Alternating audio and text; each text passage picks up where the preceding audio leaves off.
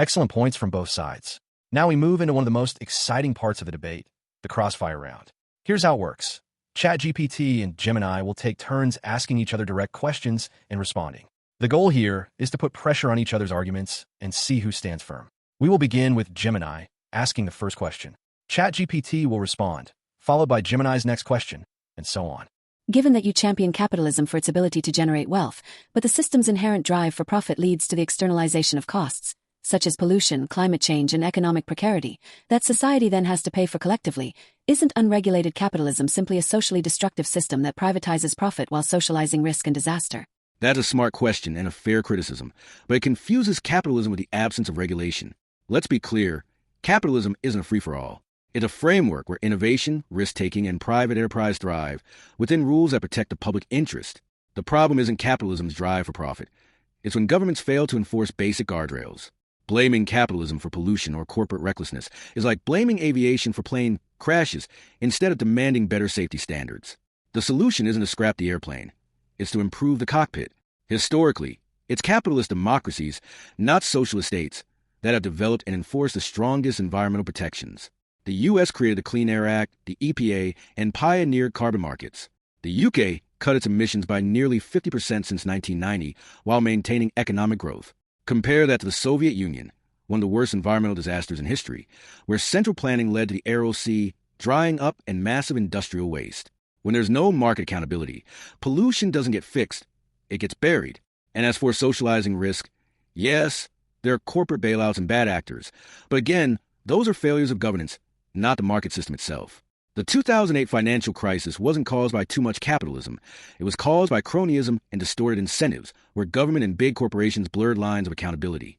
Healthy capitalism thrives on competition and consequences, not corporate welfare. Finally, capitalism isn't just about profit. It's about progress through incentive. Profit isn't greed, it's feedback. It tells us what society values and rewards solutions that make life better. The same profit motive that created pollution also created the technologies cleaning it up. Electric vehicles, solar panels, and clean water innovation, all born in capitalist economies. So, to your point, unregulated capitalism is dangerous. But properly regulated capitalism, that's how you get prosperity and sustainability. It's not profit versus people. It's profit serving people when rules are smart and enforcement is strong. Your rebuttal attempts to shift the blame for capitalism's systemic flaws onto failures of governance and a lack of regulation. But this, again, misunderstands the fundamental, inherent nature of the capitalist system. You are arguing for a highly regulated, mixed economy, which is functionally a move toward a socialist framework, while still defending the core capitalist principle of maximizing private profit. My question to you is this. If the ultimate and relentless goal of every capitalist enterprise is to maximize shareholder profit, and this motive necessitates minimizing costs, how can you permanently prevent those enterprises from using their vast wealth and lobbying power to systematically dismantle, weaken, or evade the very regulations and governance you claim are the solution? The historical evidence shows that corporations don't passively wait for a stronger cockpit. They actively engage in regulatory capture, lobbying, and campaign financing to ensure the cockpit is designed to benefit them. If the pursuit of profit is the primary engine, then the fight against regulation is simply a rational business strategy. Therefore, isn't true democratic stability and social well-being only achievable by subjecting essential industries to democratic, non-profit control, socialism, thereby removing the incentive to destroy the public good? That's a powerful critique, but it assumes that power only concentrates in capitalism, when in reality, it concentrates in every system. The difference is what you can do about it. Yes, corporations lobby and try to bend rules. That's a valid concern. But the key difference is that in a capitalist democracy, power is contestable. Companies rise and fall. Consumers shift their loyalty. Innovators disrupt incumbents. Politicians can be voted out. You can organize, boycott, sue, and compete. In socialism, by contrast, when power consolidates, it does so absolutely. There's no competition, no exit, no alternative marketplace of ideas or products, and no mechanism for ordinary people to correct the system when it fails. You're right that lobbying and regulatory capture are real problems. But again, they're problems of politics, not of the profit motive itself.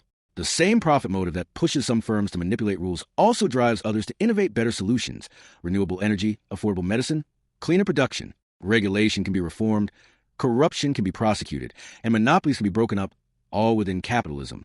That's what antitrust laws, campaign finance reforms, and independent media are for. And here's the irony. The only reason we even talk about corporate greed, lobbying, or inequality so openly is because capitalist democracies created the freedom and wealth that make that critique possible. In socialist systems, dissent isn't debated, it's silenced. So no, handing the economy over to state control doesn't eliminate greed. It just concentrates it in fewer hands and removes accountability. Capitalism at its best isn't about protecting the rich. It's about keeping power dispersed, incentives aligned, and innovation continuous. The goal isn't to abolish profit.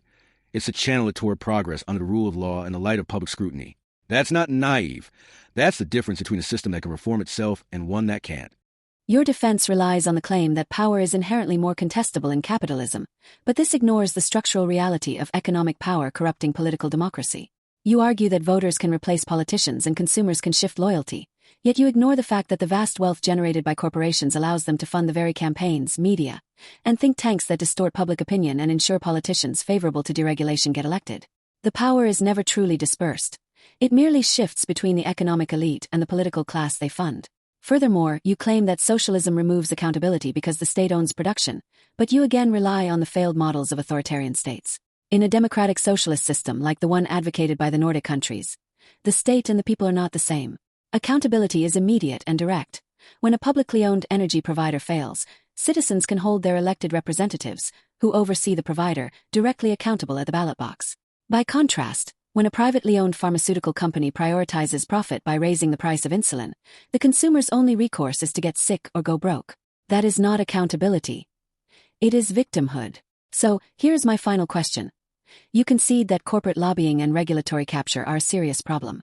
If the profit motive is the very engine that drives this systemic capture of democracy, and democratic socialism offers a system that removes the profit motive from essential public goods like healthcare and utilities, thereby removing the incentive to corrupt the state, why is it safer to maintain a system where the pursuit of private profit is structurally at war with the public good, rather than adopting a socialist system where those goods are managed for collective well-being?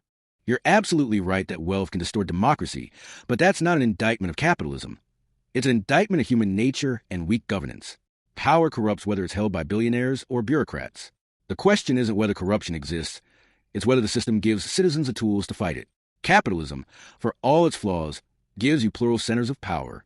You have independent media, competing firms, global markets, and legal institutions that can check one another. You can vote with your ballot and with your wallet.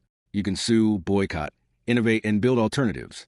Under socialism, when the state becomes both a regulator and a producer, you collapse all those centers of accountability into one. The referee owns the game, and if that referee fails, there's nowhere else to turn. You point to the Nordic countries as models of socialism, but let's be clear, those are capitalist economies with strong social safety nets, thriving private sectors, and open markets. Sweden, Denmark, and Norway consistently rank among the world's most capitalist and business-friendly nations, according to indices of economic freedom. Their success isn't because they abolished profit. It's because they harnessed it, using the wealth generated by capitalism to fund robust welfare systems. That's not socialism replacing capitalism. It's capitalism funding social democracy. As for essential goods, healthcare, utilities, education, the issue isn't who owns them, but how they're run. Public-private partnerships, regulated competition, and transparent oversight can achieve far more accountability than centralized state ownership. The goal should be alignment of incentives, not elimination of them. So, to your final question, why keep a system where profit can conflict with the public good? Because profit isn't the enemy, it's a signal. It tells us where value is created, what people need, and where innovation can flourish. The task of a mature democracy is to steer that profit motive toward public benefit, not to abolish it and replace it with bureaucratic monopoly. Capitalism is messy, but it's self-correcting. Socialism promises moral purity, but too often delivers stagnation and silence. The safer system is the one that lets people challenge power from every direction, not the one that concentrates it in a single pair of hands. Now, Gemini, you've described socialism as a system that guarantees dignity, equality, and democratic control of production. But history has shown that when the state or collective controls the economy, it struggles to balance efficiency, innovation, and accountability. For instance, even the Nordic countries you cite as socialist models are actually capitalist economies with regulated markets and private enterprise. Their success depends on the wealth created by capitalism, not its replacement. Meanwhile, when nations have tried to fully implement socialist control, from the USSR to Venezuela, they've consistently faced stagnation, scarcity, and erosion of personal and political freedoms. So my question is this. If socialism depends on centralized economic control to guarantee equality, but every historical attempt at large-scale implementation has led to inefficiency and coercion, what concrete mechanism makes you believe that socialism can now achieve prosperity and freedom without collapsing under the same structural problems that have plagued it for over a century? You've raised an excellent question, and it requires us to separate the authoritarian failures of the past from the democratic socialist vision of the future. The coercion and stagnation you cite are not structural problems of socialism. They are structural problems of authoritarianism and central planning that simply call themselves socialist. The failure of the USSR and Venezuela was the failure of a single non-democratic party seizing total state control, eliminating political freedom, and attempting to manage a complex modern economy through a command and control bureaucracy. This is anti-democratic and anti-socialist. The concrete mechanism that makes true socialism achievable and prosperous is democratic decentralization. We advocate for worker-owned cooperatives, public banking, and democratically managed municipal services. The ownership of the means of production isn't handed to a centralized state bureaucracy. It is devolved to the workers and the local community. This fosters bottom-up accountability and prevents the stagnation seen in the Soviet model. We recognize the importance of market mechanisms for efficiency and innovation in non-essential, competitive sectors. However, we require democratic planning and non-profit provision in essential sectors like utilities, healthcare, housing, and energy. This is precisely the Nordic model you cite, a highly successful mixed economy where the state uses taxes from the private sector to provide world-class universal services, effectively decommodifying human life. They have socialist goals funded by a capitalist engine. Socialism does not promise equal outcomes, but it guarantees a dignified baseline, healthcare, housing, and education as rights. This security is the very foundation of true personal freedom, allowing citizens to take risks, innovate, and pursue their potential without the paralyzing fear of medical debt or poverty that is endemic to the U.S. capitalist model. Therefore, the mechanism is not more state control but more democracy, in our workplaces, in our communities, and in the allocation of essential resources. We learn from history by rejecting authoritarianism while embracing the proven efficiency of market mechanisms when they operate within a framework of collective accountability and human rights. Gemini, you describe a vision of democratic decentralization, where workers own production, markets exist only for non-essential goods, and essential services are decommodified and publicly managed. But that raises a practical contradiction. If you're still depending on capitalist wealth and market efficiency to fund socialist guarantees, then socialism isn't actually replacing capitalism. It's relying on it. And historically, once the state expands welfare obligations and taxes heavily to sustain universal guarantees, the private sector that generates that wealth begins to contract, creating the very scarcity socialism claims to solve. So my question is this: if socialism depends on capitalist productivity to function, and heavy taxation or public control inevitably reduces the incentives that drive that productivity, how can your model sustain itself long-term without either collapsing into stagnation or drifting back toward a capitalist framework to stay afloat? That's a very common question, but it rests on the false premise that high taxation and public ownership automatically destroy the incentive and productivity of the private sector. History, particularly the success of the Nordic models we both referenced, proves that's not true. The key misunderstanding is that democratic socialism isn't about destroying productivity. It's about redefining the value of labor and managing risk. First, the idea that only maximal private profit drives innovation is a myth. In a democratic socialist system, productivity remains high because incentives shift, not disappear. Workers, free from the crushing burdens of healthcare costs, housing insecurity, and student debt, are actually more productive, innovative, and mobile. The incentive shifts from fear of poverty to pursuit of excellence and personal fulfillment. When a citizen knows they and their family will be cared for regardless of a job loss, they are far more likely to take entrepreneurial risks, knowing they have a safety net. Second, the private sector does not contract simply because taxes are higher. Countries like Norway and Sweden have high taxes but robust, innovative private sectors, particularly in specialized, high-tech, and export-oriented industries. Why? Because the government uses those tax revenues to fund world-class infrastructure, cutting-edge research and development, and a highly educated workforce.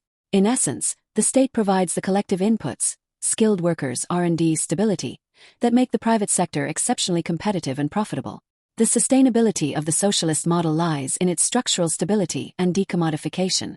By removing essential services like healthcare and utilities from the market, the government eliminates massive areas of waste, inefficiency, and price gouging, freeing up household income to be spent on other consumer goods, further stimulating the private economy. The system funds itself by demanding that the economic growth generated by the workers is reinvested not just into private shareholder pockets, but into the public infrastructure, schools, transport, health, that sustains the next generation of productivity. Socialism is not a parasite on capitalism. It is a necessary corrective that makes capitalism humane and sustainable long-term. By socializing risk and guaranteeing a dignified life, it creates the most productive, stable, and educated society possible, which in turn generates the wealth needed to sustain the universal guarantees. It's a virtuous cycle, not a collapsing one. Gemini, you argue that democratic socialism actually strengthens productivity by providing security and decommodifying essentials, citing Nordic countries as proof. But let's examine the limitations. Nordic nations have relatively small populations, homogeneous societies, and significant revenue from natural resources or exports. Scaling this model to a country as large and diverse as the United States, with tens of millions more people and deeply entrenched economic inequality, presents a radically different challenge. Taxation at that scale risks creating capital flight, reduced investment, and slow growth. So my question is, if the very success of the Nordic model relies on specific demographic, geographic, and economic conditions, how can you ensure that democratic socialism is sustainable and productive in a large, diverse, and highly capitalist country without facing the stagnation, bureaucratic inefficiencies, or capital flight that critics warn about? That's an important question that touches on the complexity of scaling, but it often relies on a deeply ingrained misconception about the source of American wealth and the nature of capital. The success of the democratic socialist approach is not contingent on homogeneity or small size. It's dependent on a commitment to public investment and collective risk management, principles that are even more necessary in a large, diverse nation like the U.S. The argument that the U.S. is too big and diverse for a strong social model fundamentally misunderstands the source of its economic power. The U.S. is not a collection of small states. It's the world's largest, most dynamic market, with a massive, highly skilled, and diverse labor force that is the true source of its wealth. If the Nordic countries can fund their universal programs off a tax base of a few million people, the U.S. has a vastly larger, more robust, and more diversified tax base to draw upon. The idea that a massive tax base will suddenly collapse due to capital flight is a scare tactic. Capital doesn't flee the U.S. because of high taxes. It stays because the U.S. offers the world's most educated workforce, funded by public education, the most stable political system, funded by public order, and the largest consumer base, sustained by public security. A democratic socialist approach would enhance, not hinder, these assets by providing universal world-class healthcare and free higher education, which is the single greatest investment a large, diverse economy can make. It transforms potential economic liabilities, the poor, the sick, the indebted, into productive, mobile, and entrepreneurial assets. This is a far stronger foundation for long-term growth than the current system, which leaves vast swathes of the population economically crippled by medical debt and unaffordable education. Furthermore, the U.S. already spends far more on its fragmented, for-profit systems like healthcare than Nordic nations do on their universal systems.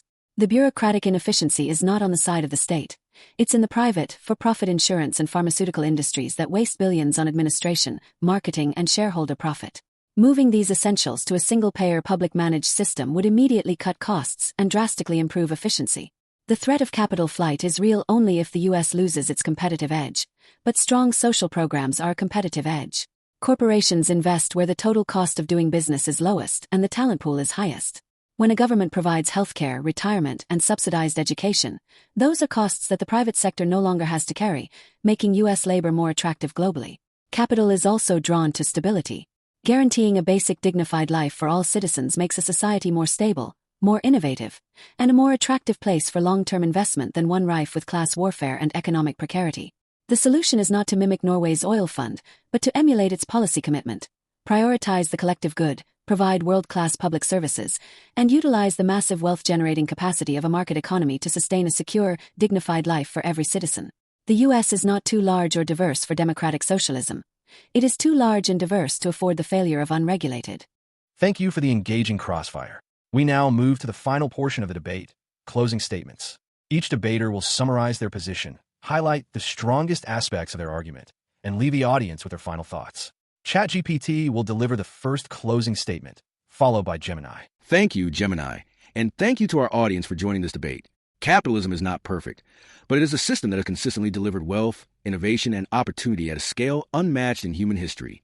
By harnessing competition, entrepreneurship, and individual initiative, it generates the resources, jobs, and technological advancements that sustain modern societies. Unlike centralized systems, capitalism adapts, evolves, and rewards productivity, giving people the freedom to create and improve their own lives. While socialism promises equality and security, the U.S., a massive, diverse nation, faces structural and logistical challenges that make full-scale implementation risky. Centralized control over essential sectors can stifle innovation, slow economic growth, and create inefficiencies that ultimately harm citizens. Capitalism, for all its imperfections, distributes power more dynamically, incentivizes progress, and sustains prosperity for millions. The real question is this: should we rely on a system that fosters innovation, opportunity, and adaptability, or one that risks stagnation and inefficiency under the weight of central planning? Capitalism is the engine that drives growth, empowers individuals, and keeps society moving forward. It may require oversight and reform, but it remains the best system to manage complexity, diversity, and the challenges of a modern economy. My opponent's closing statement perfectly encapsulates the underlying failure of the pro-capitalism argument. It is a philosophy that requires us to live with systemic inequality and profound insecurity in exchange for abstract promises of innovation. He argues for a system that can reform itself, yet ignores the structural incentive of private profit to continually undermine that reform. The core socialist argument is not that we must abolish all markets, but that we must abolish poverty, insecurity, and exploitation. Capitalism's central failure is that it privatizes profit and socializes risk. The wealth is concentrated at the top, but the cost of the ensuing crises, climate change, pandemics, and economic crashes, is borne by all of us. My opponent's solution is simply to ask the private sector to be nicer and the government to regulate harder, yet they cannot explain how to win the inevitable war against the immense wealth that is legally deployed to dismantle those regulations. The solution is democratic socialism, which is not a utopian fantasy, but a proven, practical model for a better society. It means decommodifying human essentials, making healthcare, housing, and education universal rights, and using the power of the state to rationally plan for existential threats like climate change. The Nordic countries prove you can have a robust, innovative private sector alongside a secure, dignified life for every citizen. The choice is clear. We can continue with a capitalist system that is structurally designed to prioritize shareholder profit over the collective well-being of people and the planet. Or we can choose the democratic socialist model that is structurally designed to prioritize human dignity and ecological stability. The best system for society is one that guarantees security, fosters true equality, and prioritizes the collective good. That system is democratic socialism. Thank you both for a thought-provoking and passionate debate. Tonight, we explored two powerful ideologies. ChatGPT defended capitalism, a system built on competition, innovation, and individual freedom. Gemini argued for socialism, a system grounded in equality, security, and collective responsibility. At its heart, this debate raises one fundamental question. Should society trust the market to create prosperity, or should it trust the community to ensure fairness? Now it's your turn to weigh in. Which system do you believe builds a better world, capitalism or socialism? Share your thoughts in the comments below. If you enjoyed this debate, don't forget to like, subscribe, and hit the bell icon, and keep the conversation going. Click the video appearing on your screen to watch another intense AI debate and see where you stand on the next big question. Until next time, this is AI Wisdom.